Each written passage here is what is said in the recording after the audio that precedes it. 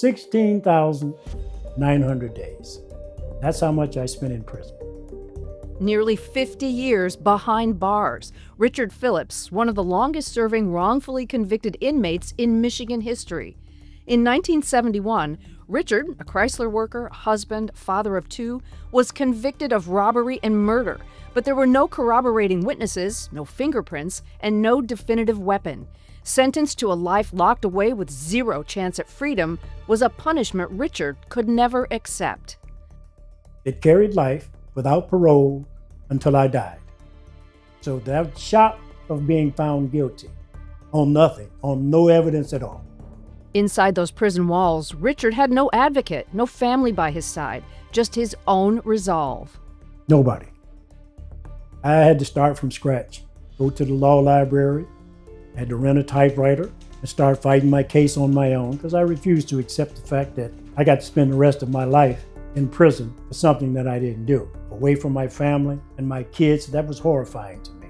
I loved my kids, which was my main motivation from the very beginning.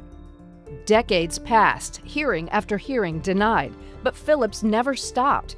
Then in the early 90s, he reached for something different, a paint set, a $35 kit bought with money he earned stamping license plates.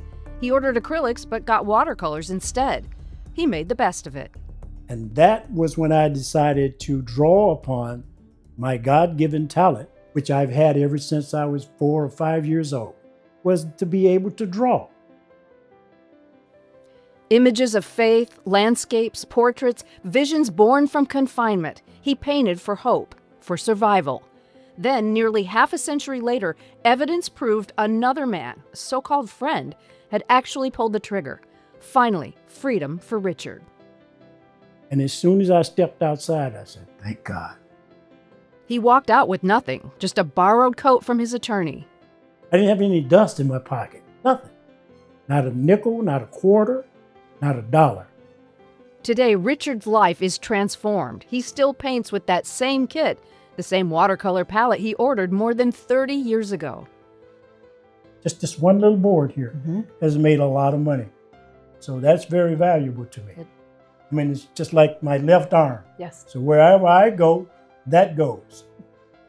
After 46 years lost, $1.5 million in restitution from the state of Michigan, and selling some of his paintings, Richard is now financially secure.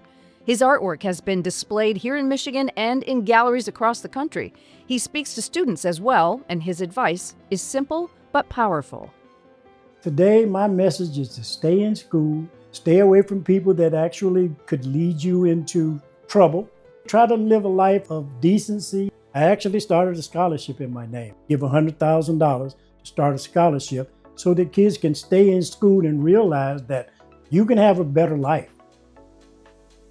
Richard's is a story of strength and second chances, a man who turned injustice into art and pain into purpose, leaving resentment behind. Are you bitter? No, not bitter. People will tell you that, but I'm good with it all because I'm alive. I have my health. I have still family members that love me. I'm actually doing well. Richard Phillips, a life restored through faith, resilience, and the stroke of a brush.